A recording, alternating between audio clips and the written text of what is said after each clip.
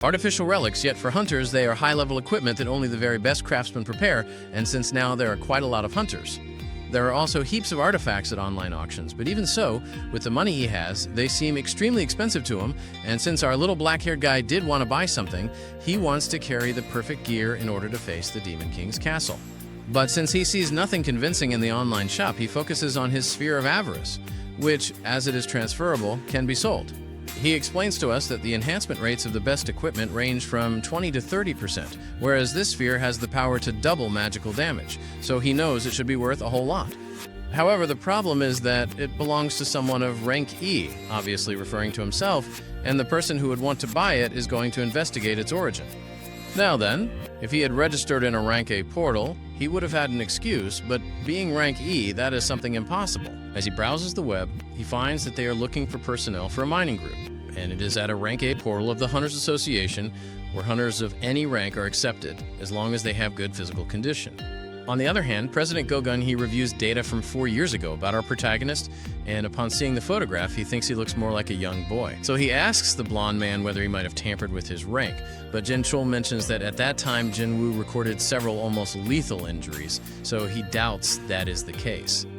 The president is surprised that our poor fellow endured so much. The supervisor adds that his mother suffered from the eternal slumber disease, and on top of that, Jin Woo pays for his sister's studies, making him the financial pillar of the family. The president praises him, saying that nowadays you no longer see many young people like him. Then Jin Chul informs him that Jin Woo joined a raid of the Hunters Guild, which disappoints the old man a little, since apparently even this young man prefers money. And here I truly do not share the same opinion as this old man, because despite how difficult it is to earn money as a rank E, our dear Jin Woo did it for years, enduring even fatal injuries. Anyway, Jin Chul then informs him that our fellow joined the mining group, and upon hearing that, Go-Gun-Hee is left speechless and only mentions that this young man is most unpredictable. Meanwhile, elsewhere, the leader of the mining group asks our black-haired guy whether he is a combat hunter, since he seems to have a good physique.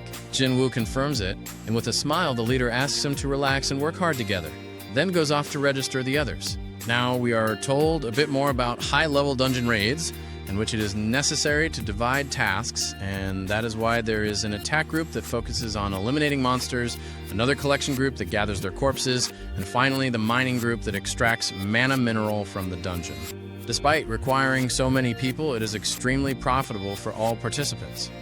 At the same time, Choi Jong-in was clearing the dungeon, easily burning the monsters, and on top of that, the guy held back, since well-cooked corpses were good for nothing. Also present there was Cha Hae-in, and upon seeing the red-haired man, she recommended that he be careful with the smell, calling her the lady with the sensitive nose. After that, the entire attack group withdrew, and the leader of the miners mentions that even the number 2 of the Hunters Guild is left. Jin Woo covers his face with his helmet, finally meeting Cha Hae-in, who is also the 9th rank S hunter in the country, and even he knows that, since our blonde is called the Dancer. He senses her aura, and she also senses how he is looking at her, turns around, but our Jin Woo is no longer there. This leaves her with doubts, wondering what that powerful presence was, even comparing it to President Go-Gun-Hee. It turns out that Jin Woo moved very fast. They then call the mining team, and everyone starts working inside the portal. Our guys feel the magic waves of the rank A dungeon boss, knowing that this monster must be superior to Vulcan and Metis from the Demon King's castle. At that moment, he hears his companions belittling him for being rank E. As he walks, he runs into another guy who angrily yells at him to move, but with just one look, our protagonist silences him because he felt the aura of our Jin Woo, and now they clearly doubt that he is rank E. Jin Woo continues working harder than everyone else, and seeing this, the leader also doubts that he is of an inferior rank. Just look at those well-defined, firm muscles, and with his incredible strength, he breaks the mana mineral in one strike. There is such a difference compared to the other miners that even the boss believes our Jin Woo was sent by God as a laborer. Lunchtime arrives, and Jin Woo says he will continue working to finish this. The leader agrees, but asks him not to push himself too hard. Once everyone leaves, our black-haired guy drops the pick without hesitation and starts running toward the dungeon boss, since he cannot waste this opportunity. With one free hour, he decides to take a look. Upon arriving, he sees that it truly is stronger than Metis, and since he still has common sense, he knows he must not kill it, because if he does, the portal will close, and the Hunters Guild that bought this dungeon would lose a lot of money. Even so, our crazy guy smiles because he knows nothing would happen if he provoked it a little. However, the blonde appears and asks him what he is doing there. Now exposed, Jin Woo does not know how to react. She asks again, and Jin Woo makes his weapon disappear, realizing he was imprudent. So he answers that he simply got lost and ended up here. Cha Hae-in understands that he is from the mining team and tells him that this is the boss room, asking him to please step back. Our boy realizes that this blonde truly lives up to her reputation, since he did not notice her at all until she started speaking. He turns, smiles, and says sorry. She, upon seeing his hand again, wonders whether he was not holding a weapon. But thinking she might have seen wrong, she drops the matter. As our fellow walks past her, Cha Hae-in notices something and asks him to wait.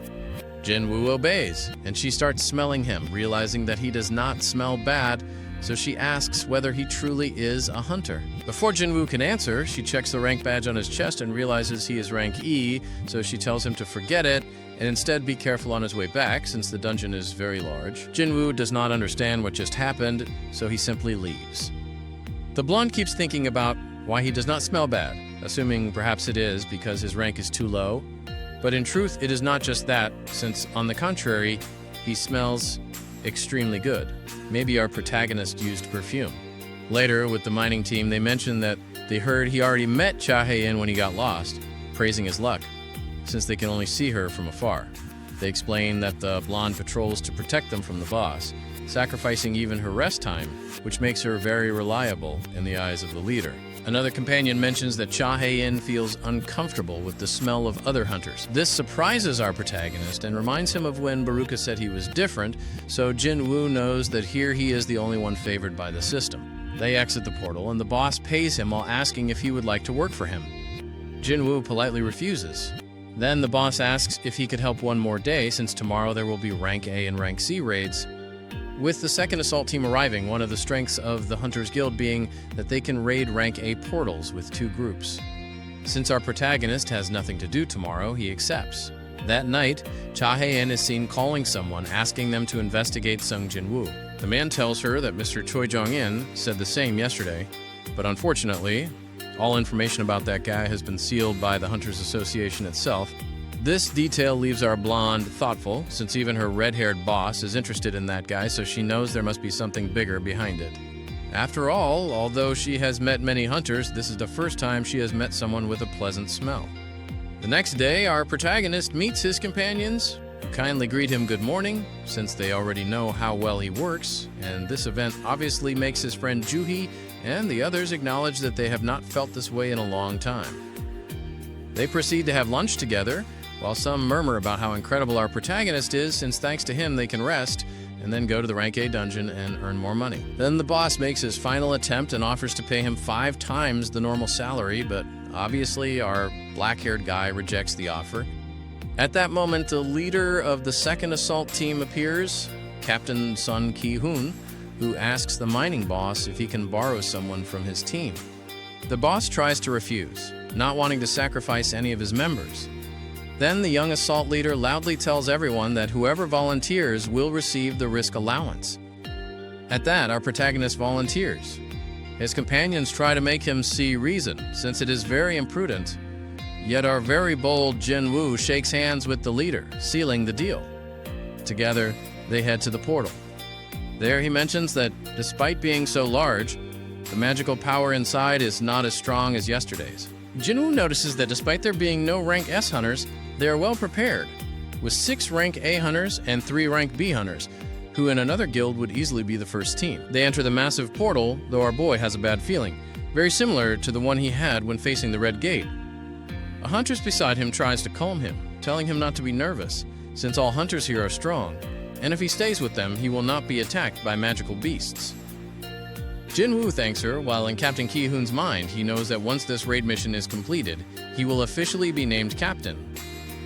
Even so, he recognizes that he is not as strong as Choi nor anywhere near Cha Hae-in, since he is only Rank A, but he motivates himself, knowing he can do it. Then he senses something and instantly stops everyone. All prepare for combat, which surprises Jin Woo, since they get ready without anyone saying anything. Red wolves appear. The tank handles defense, while the others take advantage to attack. From the mage who pulverizes them as if they were nothing, to the swordsman and lancer attacking with their weapons. Seeing this, the woman beside our protagonist finds it strange, since rank C monsters should not be in a rank A dungeon. Upon checking one, they realize it has a leash, informing the leader that they seem to be bred. Ki-hoon understands that these monsters were spared and used as hunting dogs, which still seems strange. Then, tall orcs appear. One throws his spear with great force at Ki-hoon, who blocks it, but his shield breaks. The tank draws attention, yet it is ineffective, as the orcs ignore him. A mage restrains one orc, while the voluptuous blonde blasts another away with a fireball, and the fighter grapples one barehanded, but another sends her flying. Even when a mage summons two soldiers, they are still struggling. At that moment, a hunter loses an arm. Another helps him while the healer regenerates it. All of this is being observed by Jin Woo. Using his stealth skill, he helps them, strangling one with the ruler's hand and weakening the others without anyone noticing. With that, the team regains morale, and even the fighter looks thrilled. After a few seconds, they finally defeat all the high orcs, everyone now safe. The tank cries, since it is a miracle they are alive. The purple-haired woman tells the leader that she felt something strange during the fight, which Ki-hoon also confirms. Most of them talk about the event since it makes no sense to them, but in the mind of the glasses-wearing girl, she knows who saved them, looking toward our protagonist, since she noticed when he used his stealth. However, since they survived thanks to him, she chooses not to say anything, knowing he surely has his reasons. Then the Lancer asks the leader whether they will continue. The voluptuous blonde understands how it feels to be a first-time captain, and gives her opinion that they should retreat first. The red-armored tank agrees, since considering how strong the orcs are, they would need at least 2 more healers and 3 more mages. Ki-hoon becomes thoughtful, which even Jin Woo understands, since every hunter wants to conquer a dungeon, hoping the leader will be wise. Son Ki-hoon announces his decision, and they will retreat for now. Everyone is relieved, and the tank admits he feared the captain would push forward, but the young captain says he is not that foolish. They head back to the portal, but find a high-level barrier there. 3 mages attempt to break it, while everyone feels an immense magical power, thinking it might even be the dungeon boss.